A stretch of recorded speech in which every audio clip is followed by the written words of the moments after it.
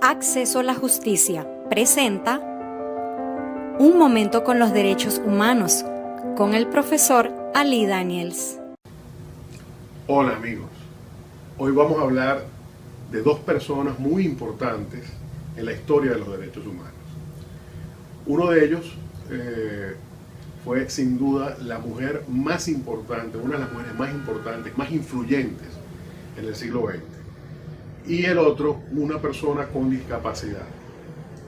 La unión de estas dos personas trajo uno de los instrumentos más maravillosos que ha creado el desarrollo humano.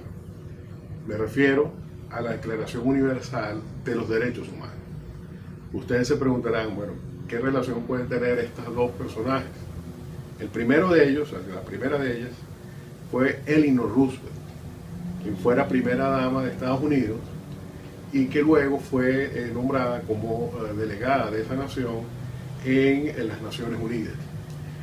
Ella fue la presidenta de la comisión que redactó la Declaración Universal y fue la que llevó la lucha porque la comisión llevara a feliz término, pues se encontró, como ya lo hemos comentado en otra ocasión, con una muy fuerte oposición para que esa declaración saliera en los términos en los que finalmente fue aprobada. Entonces ella tuvo la responsabilidad, digamos, política de llevar a cabo la lucha por la aprobación de la declaración. Y tengo que decir que por mucha mezquindad, que por razones ideológicas, a esta mujer no se le ha reconocido fuera de su país con la debida atención y con el merecimiento que realmente debía dársele, porque efectivamente ella tuvo una enorme responsabilidad para que la Declaración Universal llegara a feliz término.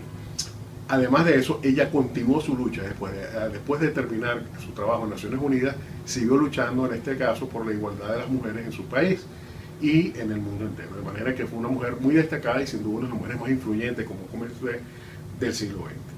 Caso aparte es el de una persona con discapacidad que les comenté, que es el de John Peters Humphrey, mucho menos conocido, pero también un hombre de una enorme responsabilidad para que la declaración llegara a feliz término, porque fue una persona que tuvo que luchar toda su vida prácticamente. Empecemos por decir que siendo niño perdió a sus dos padres por el cáncer y luego por un accidente infantil jugando con fuego perdió completamente el brazo izquierdo.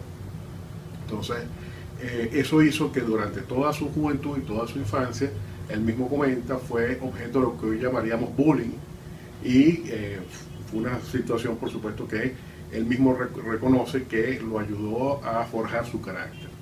De manera que fue una persona que, a pesar de la discapacidad que padeció, se sobrepuso a ella y tardó un poco en conseguir cuál sería el rumbo de su vida, porque primero se graduó en comercio, después obtuvo un título en artes y finalmente encontró un título en derecho en el cual finalmente terminó desarrollando su carrera. Él fue nombrado como el primer director de lo que entonces se conocía como la División de Derechos Humanos de Naciones Unidas. Y en esa tesitura fue que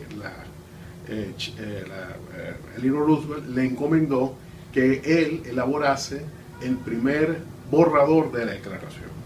Entonces aquí vemos cómo estas dos grandes figuras, Eleanor Roosevelt y John Peters Humphrey, se unieron para crear este instrumento que, junto con otro gran jurista que también participó, sobre todo en la etapa de discusión, que fue René Cassin, construyeron este primer modelo que después fue sometido a discusión y finalmente fue aprobado con las modificaciones cuya objeto también hemos comentado en otra oportunidad. Entonces, a esta persona con discapacidad y a esta gran mujer se le debe este enorme progreso, este enorme paso en la evolución de la sociedad humana como es la Declaración Universal.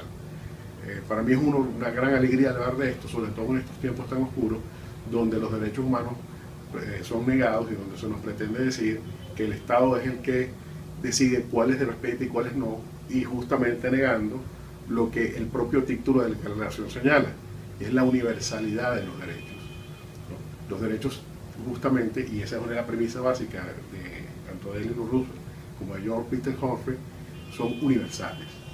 y no pueden ser elegidos selectivamente por un Estado para ver cuáles respeta y cuáles no. Muchas gracias. Acceso a la Justicia presentó Un momento con los derechos humanos con el profesor Ali Daniels.